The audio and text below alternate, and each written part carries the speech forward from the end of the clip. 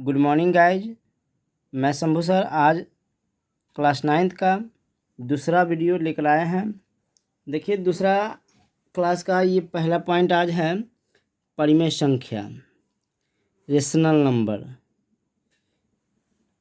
वे संख्याएं जिन्हें p/q के रूप में लिखा जा सकता है जहां p तथा q पूर्णांक है एवं q नॉट इक्वल टू 0, ऐसी संख्या परिमेय संख्या कहलाती है। यानी क्या, ऐसी संख्या जिसको आप p/q के रूप में लिख सकते हैं और वो pq क्या होगा, पूर्णांक होगा। क्या होगा, pq पूर्णांक होगा। p और q क्या होगा, पूर्णांक होगा। और ध्यान रखना है कि q किसी भी स्थिति में 0 नहीं होना चाहिए, यानी नीचे वाला डिजिट 0 नहीं होना चाहिए, q का मान 0 नहीं होना चाहिए। तो ऐसे संख्या को क्या कहते हैं, परिमेय संख्या। तो हमने क्या समझा, परिमेय संख्या ऐसी संख्या कहते हैं जिसको p/q के रूप में लिख सकते हैं जहाँ pq क्या है, पूर्णांक है। और ये भी ध्यान रखना है q 0 नहीं होना चाहिए। p 0 हो सकता है लेकिन q 0 नहीं होगा। तो ऐसी संख्या को हम परिमेय संख्या कहते हैं। जैसे देखिए 3/4 -5/6 4 1.77 0 2.3, ये सब क्या है, परिमेय संख्या है। यहाँ देखिए 3/4 में 3 क्या है, p है, 4 क्या है, q है। -5/6 में p हो गया -5, q हो गया 6। ये देखिए -5 अच्छे दोनों क्या है, पूर्णांक है। यहाँ भी देखिए 4 p हो गया, q नहीं है कुछ तो यहाँ 1 ले लेंगे तो ये हो जाएंगे p/q के रूप में। इस प्रकार पॉइंट हटाएंगे, यहाँ भी p/q के रूप में हो जाएंगे। यहाँ भी 0 में 1 ले लेंगे नीचे में तो p/q के रूप में हो जाएंगे। तो ऐसी संख्या को हम परिमेय संख्या कहते हैं। देखिए बच्चों, सभी परिमेय संख्या के समूह को q से सूचित किया जाता है। आप ध्यान रखिएगा कि परिमेय संख्या के संग्रह को q से सूचित किया जाता है। चलिए बच्चों, अगला पॉइंट है अपरिमेय संख्या। वे संख्याएं जिन्हें p/q के रूप में नहीं लिखा जा सकता है जहाँ pq पूर्णांक हो और q बराबर नॉट इक्वल टू 0, ऐसी संख्या को अपरिमेय कहते हैं। यानी जिसको p/q के रूप में लिख सकते हैं वो परिमेय होगा और जिसको p/q के रूप में नहीं लिख सकते हैं वो अपरिमेय होगा। जैसे देखिए √2, √3, √15, √2, √3, √15, 5⁻1/2, पाई, ये सब क्या है, अपरिमेय संख्या है। ध्यान रखिएगा बच्चों, पाई एक अपरिमेय संख्या है। अगला पॉइंट्स पर चलते हैं बच्चों। अगला पॉइंट है वास्तविक संख्याएं, रियल नंबर्स। वास्तविक संख्याएं, रियल नंबर्स। देखिए बच्चों, सभी परिमेय तथा अपरिमेय संख्याओं के समूह को वास्तविक संख्याएं कहते हैं। यानी परिमेय और अपरिमेय दोनों को एक साथ क्या कहते हैं, वास्तविक संख्या कहते हैं।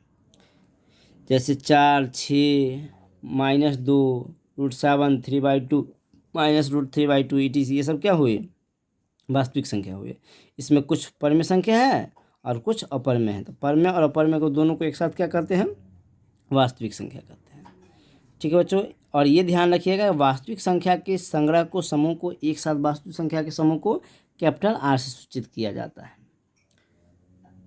तो चलते हैं अगला पॉइंट्स पर। ये देखिए अगला है सभी प्राकृत संख्या पूर्ण संख्या होती है। सभी पूर्ण संख्या पूर्णांक संख्या होती है। सभी पूर्णांक संख्या परिमेय संख्या होती है। सभी परिमेय संख्या वास्तविक संख्या होती है। आपको पिछले क्लास में भी मैंने बताया कि जितने भी प्राकृत संख्या है, मतलब गिनती की संख्या है 1 से लेके इनफाइनाइट तक, वो सब के सब पूर्ण में भी होती है। यानी सभी प्राकृत पूर्ण होती है। और जितनी पूर्ण संख्या है 0 से लेकर के इनफाइनाइट तक, सब के सब पूर्णांक में होती है। यानी सभी पूर्ण संख्या पूर्णांक होती है। इसी प्रकार जितनी पूर्णांक संख्या होती है वो सब के सब परिमेय में होती है, इसलिए सभी पूर्णांक परिमेय होते हैं। और जितनी भी परिमेय संख्या होती है सब के सब क्या होते हैं, वास्तविक हो सकते हैं। यानी सभी परिमेय संख्या वास्तविक होती हैं।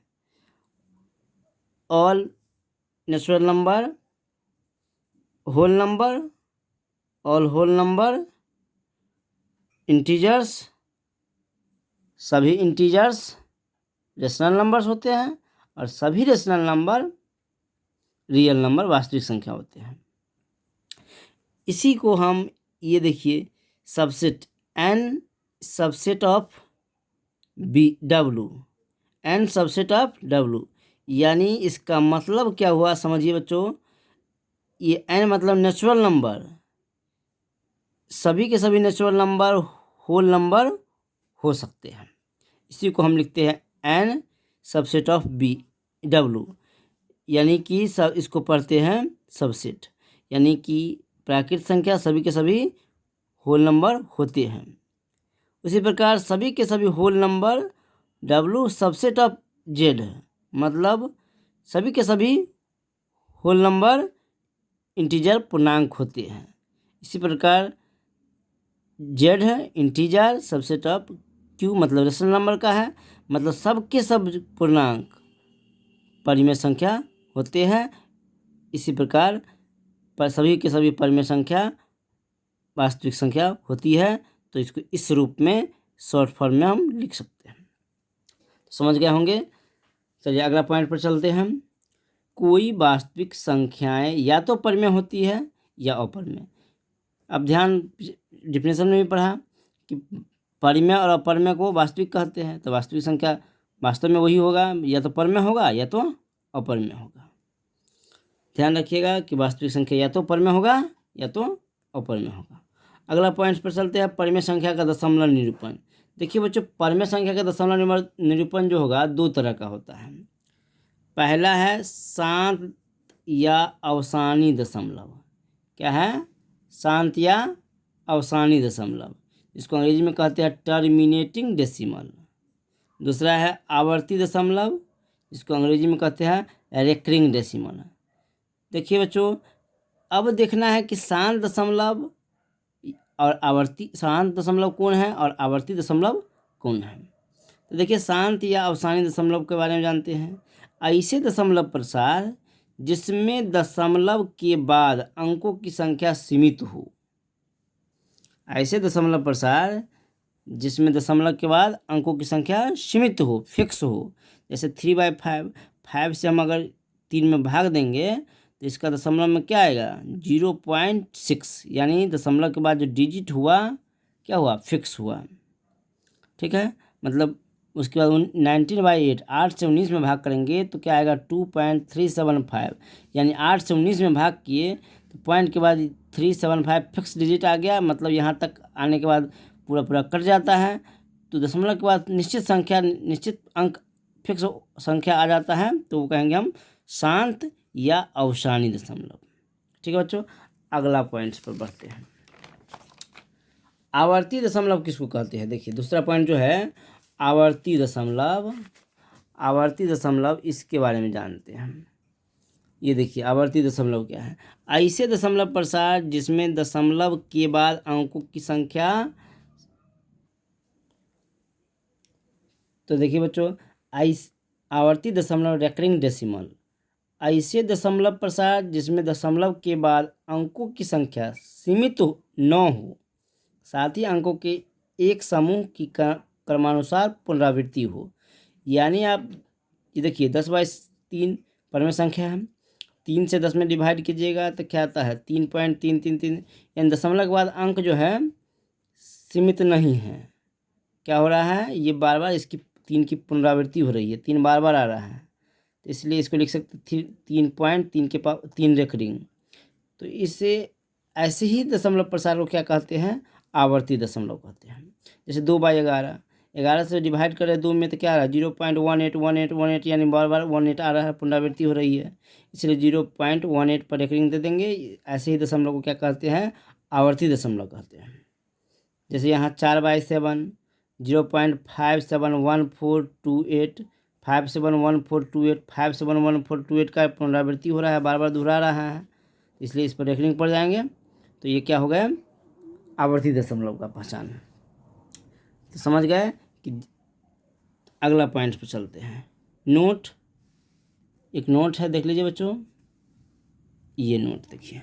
परिमेय संख्या का दशमलव प्रसार अवसानी, इसी को कहते हैं शांत, तभी होगा जब इसके हर का अभाज्य गुणनखंड केवल 2, केवल 5 या केवल 2 5 होगा। आप बिना भाग दिए भी अवसानी शांत के बारे में पता कर सकते हैं। तो जिस परिमेय संख्या की हर का अभाज्य गुणनखंड या तो सिर्फ 2 होगा, या तो सिर्फ 5 होगा, या 2 5 होगा, उसको कहेंगे हम शांत दशमलव या अवसानी दशमलव। जैसे देखिए 3/5 में हर 5 का अभाज्य गुणनखंड सिर्फ 5 हो रहा है। 19/8 में 8 का अभाज्य गुणनखंड 2 2 2 हो रहा है, सिर्फ 2 आ रहा है। 5/16 में 16 का अभाज्य गुणनखंड सिर्फ 2 आ रहा है। 3/40 में 2 और 5 दोनों मिल के आ रहा है। तो हमने क्या देखा, ऐसी परिमेय संख्या जिसकी हर का अभाज्य गुणनखंड सिर्फ 2 हो, या सिर्फ 5 हो, या सिर्फ 2 और 5 मिल के हो, तो ऐसी संख्या का दशमलव प्रसार अवसानी या शांत होगा।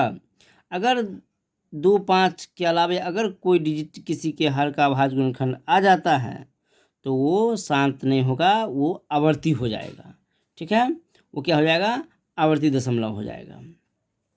तो अब आप एक्सरसाइज 1.1 सॉल्व कर सकते